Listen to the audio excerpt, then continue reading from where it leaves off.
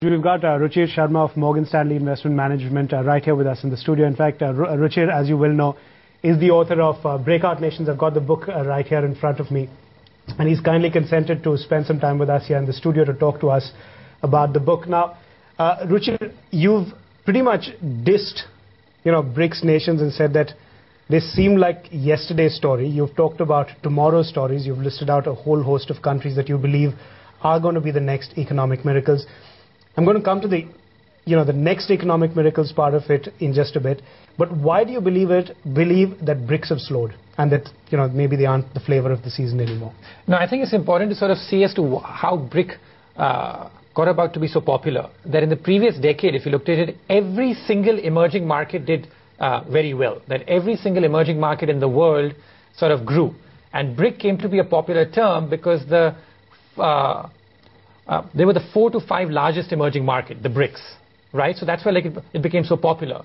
But what's happening now is that growth rates across emerging markets are slowing down.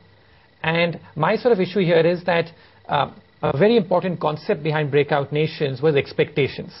That wherever expectations have gotten too high and growth rates across the world are slowing down, you need to be sort of wary of those markets where expectations are high. And I have no problem with BRICS as such, but when I look at each of these individual nations, I think that there are serious issues which are not factored into expectations currently.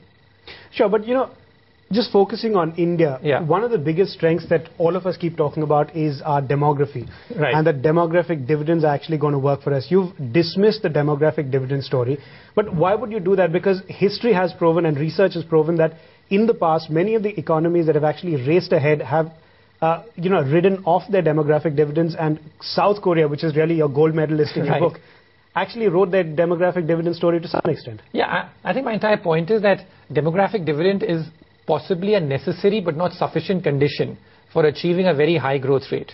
So I agree with you that having a demographic dividend is something which is a beneficial thing for India. But I think the entire problem with this is that we have obsessed with the fact that even if we do nothing, that we can do nothing on the political front, we can keep spending our way, and all because we have a demographic dividend to count on, we'll be able to achieve very high growth rates.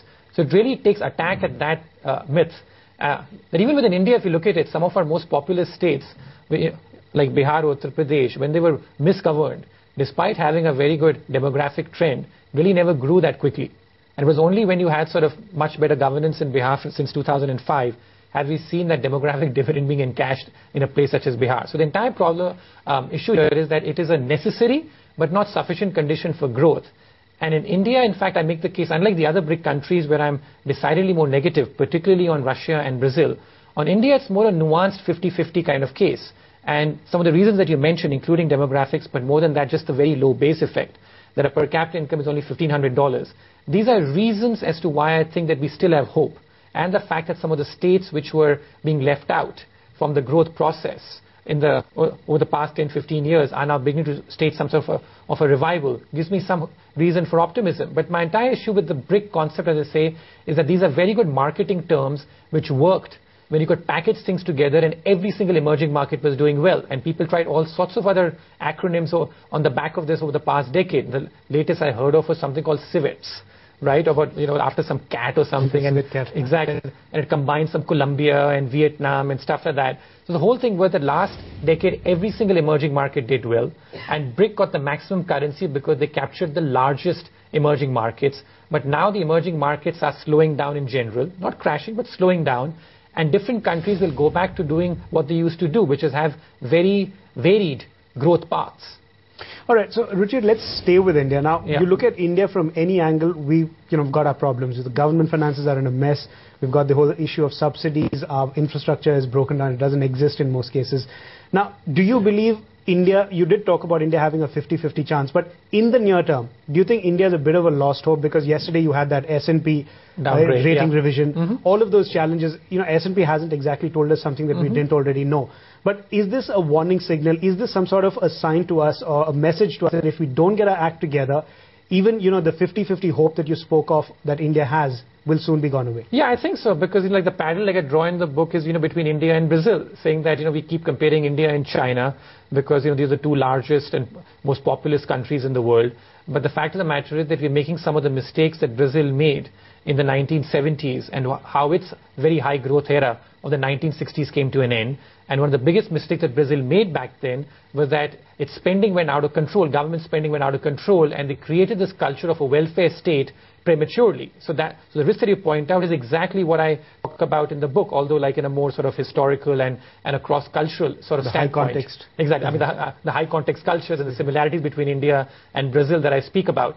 So I think that is a risk. But my entire point here is that it is truly a 50... There's one country I'm a bit sort of conflicted with, and I try and sort of come up with the arguments as to why I am. Because most of the countries in the book, as you know, have a pretty definitive view on whether it's going to be a breakout nation or it's going to disappoint on the downside. So what should we expect then, Ruchir, that the global investor is going to retreat from these markets, from the BRICS markets, and should we expect then that they're actually going to start investing in a large way into many of these economies that you've spoken of? And again, how able do you think they'll be able to actually penetrate those markets? Because many of those markets lack the depth that the BRICS have. Yeah, that's true. I think that BRICS will always remain. I'm not talking about BRICS disappearing. My entire point is in terms of relative performance and in terms of expectations. So this is not about BRIC disappearing, right? India is always going to attract its fair share of capital. China will some. On Russia and Brazil, I'm much more pessimistic, but they'll attract some bit of the capital. But the very important point to remember is that when a trend is changing, we always think that if this trend changes, nothing else will emerge. And just one point, that in emerging markets back in the mid-1990s, the two largest emerging markets for people to invest in were Thailand and Malaysia. They were 30% of the emerging market index. And at that point in time, if you thought these two economies would do poorly, the entire asset class would get destroyed, which it did for a while. But something new came up. So the whole point is that, that old line, that nothing is lost, everything is transformed. So to start with, it always appears illiquid. I go back to our experience even in India, that when we first started buying commodity stocks, I remember in India like a decade ago, it took us months and months to accumulate even a 1% position because there were no trading volumes in those stocks. And look at what happened like a decade later, that they topped the trading volume charts. So when a new trend is beginning, the trading volumes are always low. And only when the trend really matures and is well established do trading volumes become very active. And often by then, the trend too has matured. Sure. Now again, Ruchir, staying with India, do you believe the bigger challenge for us is the coalition politics that we need to come to terms with? Yeah. Or do you believe it is the other more structural issues? No, I go into the book into that like in detail, which is that whether you have a democratic system or an authoritarian regime is irrelevant to your growth prospects. So I think this is like a bit too much of self-flagellation that we engage in. That's saying that, China has a command and control system, they can do exactly what they feel like, and we have a democracy and we have coalition politics and we need to sort of, carry that baggage on our back.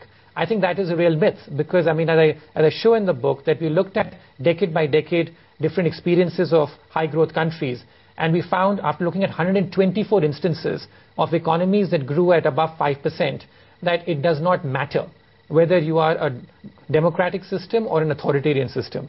It has no consequence on growth. For every successful China, there is a country like Vietnam with a command and control system that has performed quite poorly over the past few years despite trying to ape the Chinese model.